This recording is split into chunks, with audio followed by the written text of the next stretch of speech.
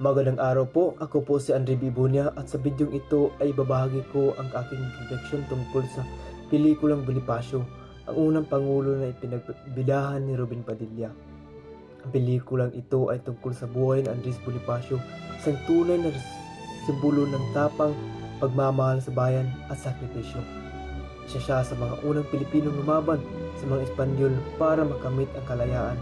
Sa pelikula, makita natin hindi lang ang kanyang kabayanihan, kundi pati ang mga hirap, pagkakaisa at pagkakanulo ng nangyari sa revolusyon. Para sa akin, isa sa pinakahalagang aral ng pelikula ay ang tunay ng diwa ng kabayanihan. Hindi lang kailangan maging mayaman o kamakapangyarihan para maging bayani. Tulad ni Bonifacio, kahit simpleng tao pwedeng lumaban para sa tama at para sa bayan. Sa panahon ngayon, ang kabayanihan ay pwedeng ipakita sa simpleng paraan tulad ng pagiging tapat, pagtulong sa kapwa at pagsunod sa batas. Halimbawa, kapag tinutulungan natin ang mga nasalantala ng bagyo o nagsasabi tayo ng mga totoo kahit mahirap, pinapakita rin natin ang diwa ng kabayanihan. Isa pa sa tema ng pelikula ay nasyonalismo o pagmamahal sa bayan.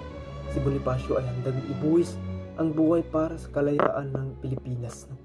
Sa kasalukuyan, may mga isyu pa rin tayo tulad ng korupsyon, kahirapan at kawalan ng pagkakaisa.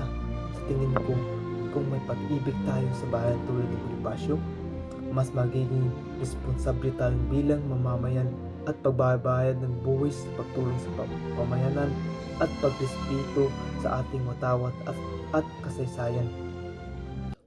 Napaisip din ako sa isyu ng pagkakaisa at pag-inggitan na pinakita sa pelikula. Nakakalungkot isipin na kahit noon pa man, may mga Pilipino hindi nagkakasundo dahil sa kapangyarihan at pansariling interes. Sa ngayon, hindi rin ang problema sa politiko at lipunan.